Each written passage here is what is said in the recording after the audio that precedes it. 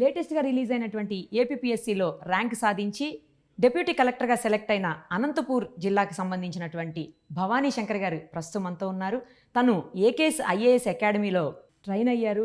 అయితే ఆమె గురించి ఒక స్పెషల్ చెప్పాలి. ఏంటంటే కరెక్ట్గా మెయిన్స్ ఎగ్జామ్కి 2 నెలల ముందే ఆమె తన తండ్రిని కోల్పోయారు. ప్రిలిమ్స్కి ఆమెతోనే ఉండి దగ్గరుండి ఎగ్జామ్ రాయించిన ఆయన మెయిన్స్ వచ్చేసరికి ఆమెతో లేరు. కానీ ఎక్కడా కూడా ధైర్యము, ఆత్మస్థైర్యము తగ్గకుండా ఆమె ఆ తండ్రి కోరికను నెరవేర్చిందని చెప్పాలి. ప్రస్తుతం మనతో ఉన్నారు, ఒకసారి మాట్లాడదాం. నమస్తే అండి. నమస్తే అండి. First of all hearty congratulations మీకు. Thank you so much. Yeah, ఒక్కటి చిన్న బాధ అనిపిస్తుంది. ప్రిలిమ్స్ మీతో ఉన్నారు నాన్నగారు, మెయిన్స్కి వచ్చేసరికి మీతో లేకపోయారు. ఆ బాధ మిమ్మల్ని బాధిస్తోందా? ఆ బాధ కొంచెం పించింగ్ అనిపిస్తుంది కదా తలుచుకున్నప్పుడు? ఖచ్చితంగా బాధ అయితే ఉంది. కానీ మా ఫాదర్ నన్ను ఎలా పెంచారంటే తను లేకున్నా కూడా మా పనులు మేము చేసుకునేలాగా ఆ ధైర్యం అయితే ఖచ్చితంగా ఇచ్చారు. సో ఇప్పుడు ఏంటంటే ఈ సక్సెస్ చూడడానికి అయితే మా ఫాదర్ లేరని బాధ ఖచ్చితంగా ఉంది. అదే, సక్సెస్ చూడడానికి లేరు, అంత ముందు వెనకుండి మిమ్మల్ని నడిపించారు అన్ని రకాలుగా ఆయన. ఇవాళ సక్సెస్ చూడడానికి ఆయన లేరు. రైట్. ఏం చేసేవాళ్ళండి డాడీ? ఏం చేసేవాళ్ళు? నాన్న high school teacher, English assistant. Okay. And mother కూడా high school teacher, biology assistant, government teachers ఇద్దరు. ఓకే. అండ్ ఒక యంగర్ సిస్టర్ ఉంది, తను ఇప్పుడు మెడిసిన్ 4th year చదువుతుంది. సూపర్. ఓకే. రైట్. ఎలా అసలు ఇందులోకి రావాలని, అంటే ఒక పబ్లిక్ సర్వెంట్గా రావాలనే ఆలోచన ఎలా వచ్చింది మీలో? మీ కోరిక లేకపోతే నాన్నగారి కోరికనా? అంటే మా ఫాదర్ అండ్ మదర్ ఇద్దరు గవర్నమెంట్ టీచర్స్. చిన్నప్పటి నుంచి వాళ్ళని చూశాను. వాళ్ళు మోస్ట్లీ రూరల్ ఏరియాస్లో టీచ్ చేశారు. ఓకే. సో అక్కడ పిల్లలందరూ చాలా నాలెడ్జ్ ఉండేది. కానీ వాళ్ళు ఒక ఏజ్కి వచ్చేసరికి స్కూల్ ఎన్రోల్ అవ్వలేకపోవడము, ఫ్యామిలీ ప్రాబ్లమ్స్ ఉండేవి. అప్పుడు కొందరు ఐఏఎస్ ఆఫీసర్స్ వచ్చి అక్కడ మోటివేట్ చేయడం వల్ల వాళ్ళు అలా డెవలప్ అయ్యారు వాళ్ళ లైఫ్లో. అది మా ఫాదర్ మదర్ ఎప్పుడు చెప్పేవాళ్ళు ఇంట్లో.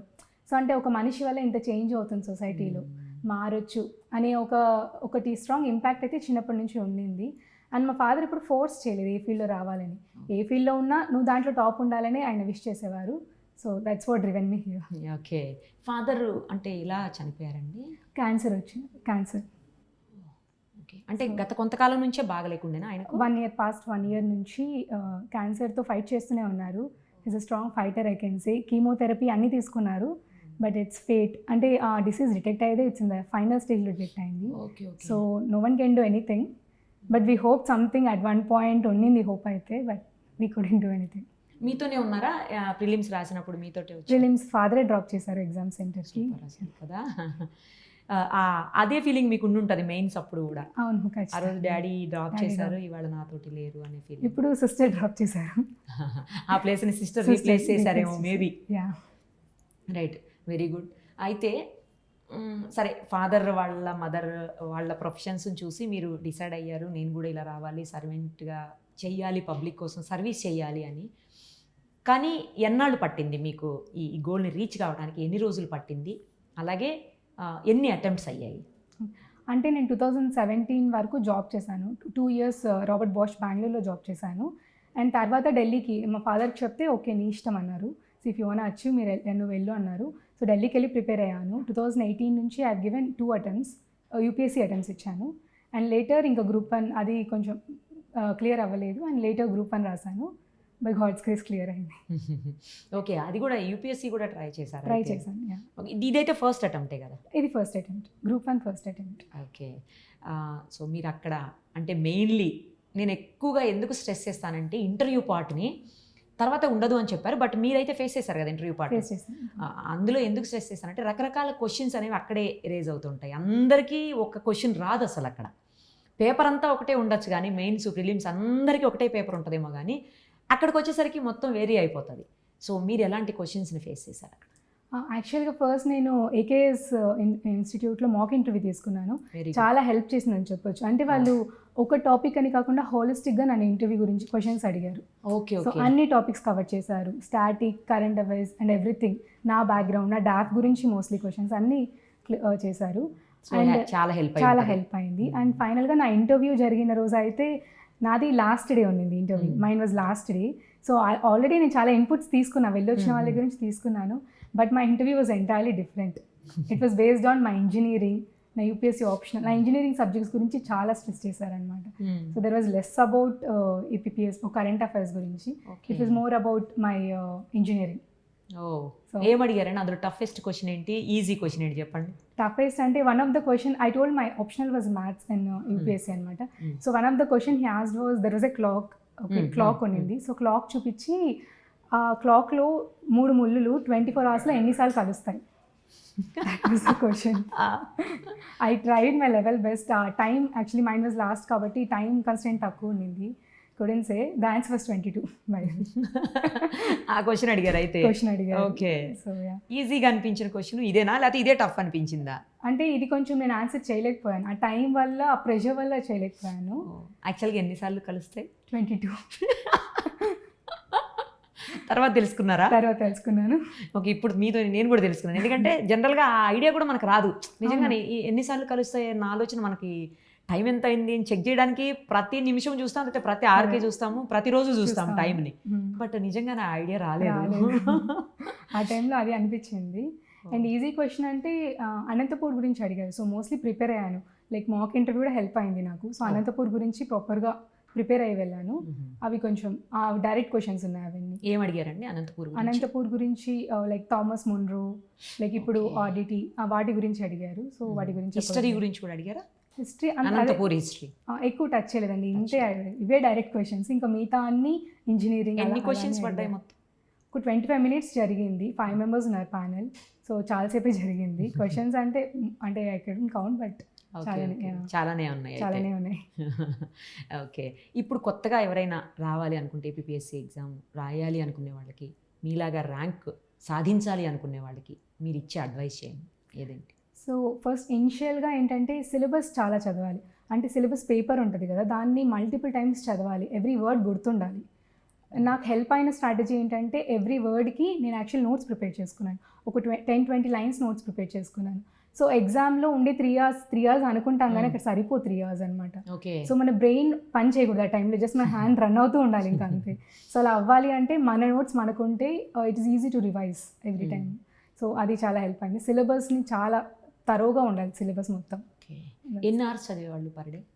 అంటే అవర్స్ అనేమి స్పెసిఫిక్గా లేదండి. ఇన్ని అవర్స్ చదివితేనే కూడా ఎంత అంటే చదివినన్ని అవర్స్ ఎఫిషియెంట్గా చదవాలి అని బిలీవ్ చేస్తాను. ఇట్స్ నాట్ అబౌట్, కానీ ఎవ్రీడే అయితే కన్సిస్టెన్సీ ఉండాలి ఖచ్చితంగా. వెదర్ యూర్ స్టడింగ్ 1 hour కానీ 10 hours కానీ కన్సిస్టెన్సీ అనేది ఖచ్చితంగా ఉండాలి. మీరు ఆల్రెడీ జాబ్ చేస్తున్నారు?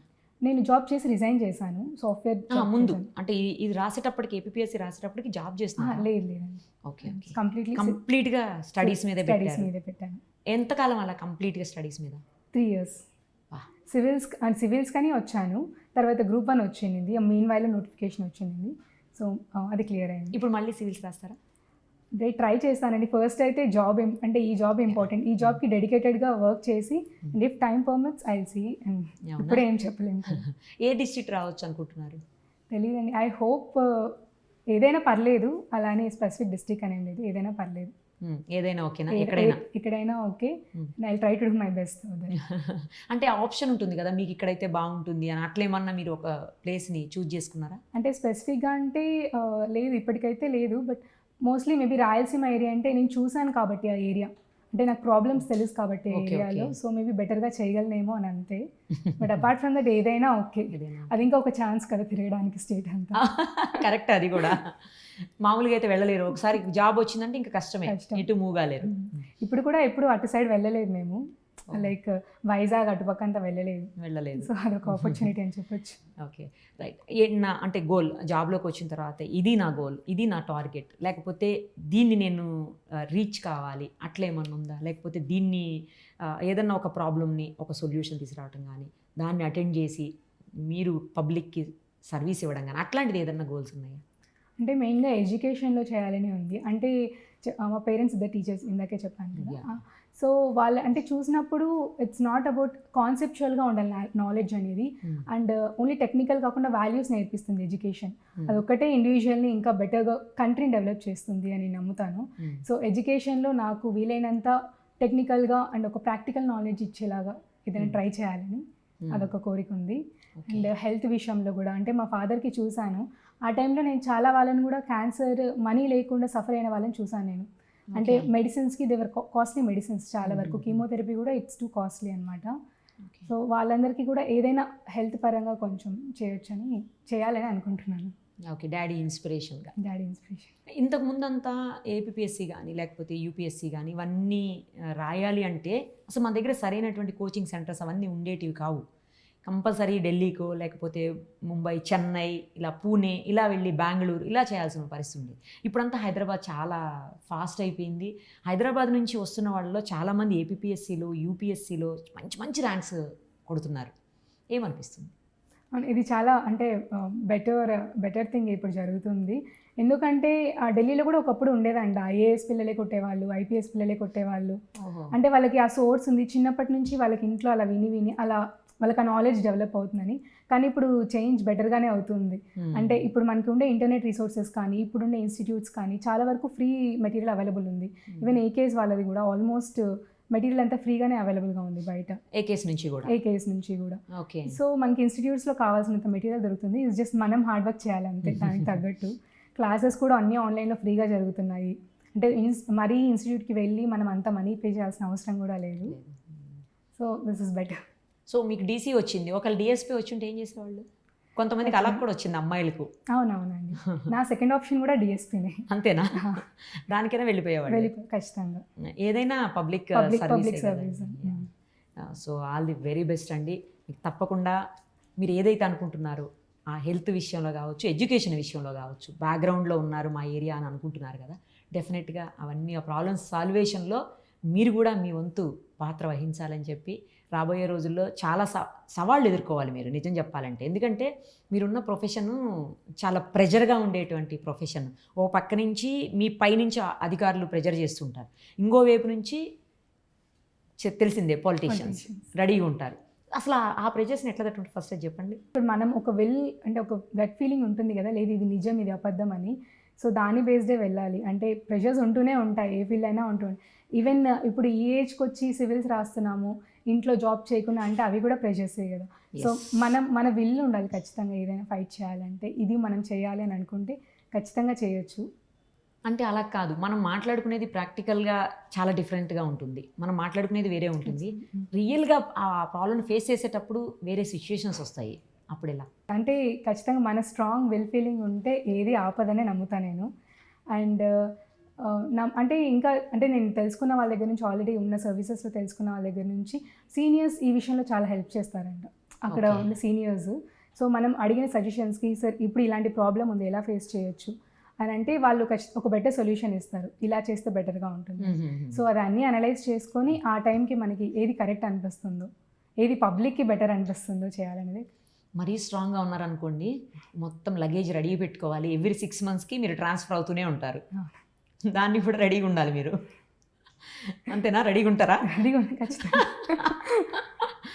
Right, all the very best అండి. మీ టార్గెట్స్, మీ గోల్స్ అన్నీ కూడా రీచ్ కావాలి. మీ డాడీ ఆశయాలను తప్పకుండా నిలబెట్టాలని చెప్పేసి మనస్ఫూర్తిగా కోరుకుంటూ thank you so much. Thank you అండి.